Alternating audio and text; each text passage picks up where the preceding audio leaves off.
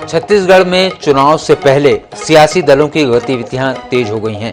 भाजपा और कांग्रेस दोनों ही बस्तर की सभी 12 सीटों पर फतह की कवायद में जुड़ी हुई हैं। कैसे बस्तर फतह की तैयारी कर रहे हैं सियासी दल, किसकी क्या रणनीति, आइए देखते हैं हमारी इस खास रिपोर्ट में।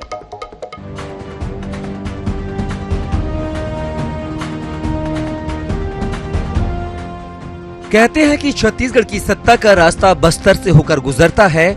बस्तर की 12 सीटों पर अब तक जिसने भी कामयाबी हासिल की, प्रदेश में उसकी सरकार बनती रही। 2018 में कांग्रेस ने बस्तर की 12 में से 11 सीटों पर जीत हासिल की, लेकिन दंतेवाड़ा उपचुनाव के बाद बस्तर की सभी 12 सीटों पर कांग्रेस का कब्जा हो गया। अब भाजपा बस्तर के रास्ते प्रदेश की सत्ता में वापसी की रणनीति बना रही है।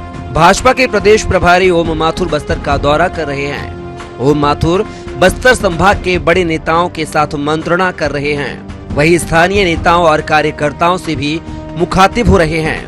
ओम माथुर बस्तर की सभी 12 सीटों पर जीत का दावा भी कर रहे हैं। मेरा एक संगठनात्मक दौरा है और जिस प्रकार से मैं गुस्सा योग रहा हूँ, ऐतिहासिक गुस्सा है और निश्चित रूप से आने वाले चुनाव में भारतीय जनता पार्टी बस्तर की 12 सीटों जीत करके आगे बढ़े। पूरे बहुमत से बस्तर की सारी सीटें हम जीतने वाले हैं। भाजपा के साथ ही कांग्रेस भी लगातार बस्तर पर फोकस कर रही है। कांग्रेस ने बस्तर में प्रियंका गांधी की बड़ी सभा आयोजित की।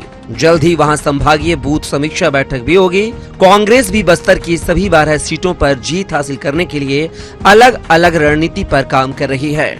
ऐसे में बस्तर के प्रभारी मंत्री कवासी लखमा से लेकर पीसीसी चीफ मोहन मरकाम तक बस्तर की सभी सीटें जीतने का दावा करते नहीं थक रहे हैं। बस्तर संभाग में आज शायद ओम माथुर बस्तर जा रहा है। आज ही नहीं जा रहा है, जब से बना जब से जा रहा है। लेकिन प्रियंका गांधी का रैली बोरसा कार्यक्रम में कितना भीड़ आया। बड़े बड़े नेता आए, देश का प्रधानमंत्री भी आए और राष्ट्रीय अध्यक्ष इनके लड्डा जी भी आए। लेकिन प्रियंका गांधी का रैली देखकर इन लोग घबरा गए। तो इसलिए राजनीतिक दल है, जाएगा बस्तर में जाएगा, कोई रोक नहीं।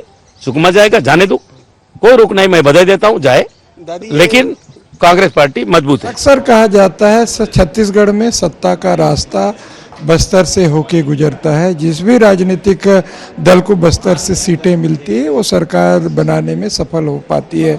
हमारी सरकार बस्तर के विकास के लिए लगातार काम कर रही है। 2018 के चुनाव में हम 12 में 11 सीटें जीते, एक उपचुनाव में जीते। 12 की 12 सीटें बस्तर की जनता ने कांग्रेस पर विश्वास किया है। माननीय मुख्यमंत्री भूपेश बघेल साहब लगातार बस्तर के विकास के लिए काम कर रहे हैं। हमें उम्मीद है 2023 के चुनाव में बस्तर के हम 12 के 12 सीट जीतने का हम लोग प्रयास कर रहे हैं।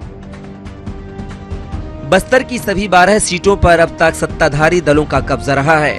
2013 के चुनाव में कांग्रेस काफी हद तक भाजपा को टक्कर देने में सफल रही थी। अब 2023 के मुकाबले में बस्तर की जनता भाजपा के वादों पर यकीन करेगी या भूपेश का भरोसा मतदाताओं को फिर कांग्रेस को वोट देने मजबूर करेगा, यह तो चुनाव के नतीजे ही बताएंगे। INS 24/7 के लिए रायपुर से गौरव शर्मा की रिपोर्ट।